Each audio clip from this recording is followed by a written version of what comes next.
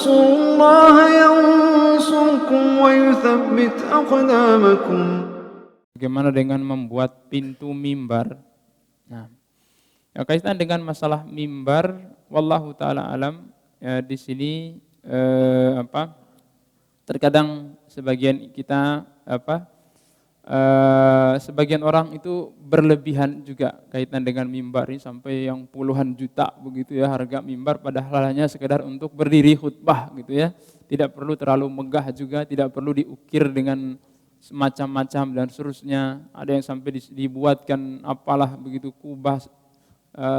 Itu kadang kita wallahu taala alam dikhawatirkan masuk pada hal yang bersifat berlebihan, karena esensi daripada mimbar itu bukan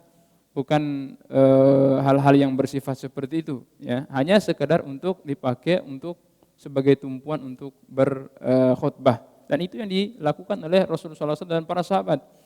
Jangan kita menganggap bahwa mimbar yang megah yang ada di Masjid Nabawi itu adalah hasil buatan Rasulullah SAW dan para sahabat. Itu adalah yang dibuat oleh para khulafa atau pemimpin-pemimpin setelah itu di Bani Umayyah, Bani Abbasiyah, kemudian menambah mimbar yang dari 3 tingkat, kemudian ditambah ke beberapa tingkat setelahnya, kemudian dibangun mimbar yang tinggi seperti itu yang dilakukan oleh raja-raja setelah para sahabat. Adapun di zaman para sahabat itu tidak dibuat seperti itu.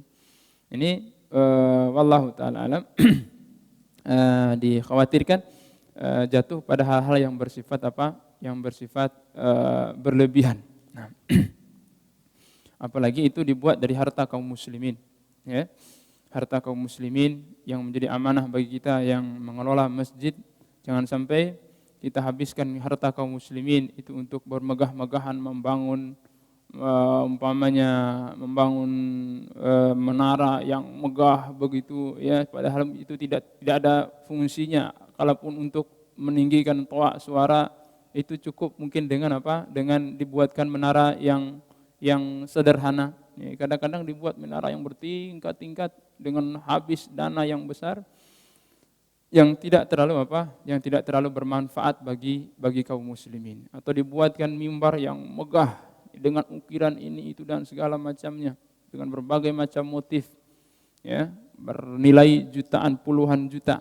Padahal bisa dibuat dengan dengan mimbar sederhana.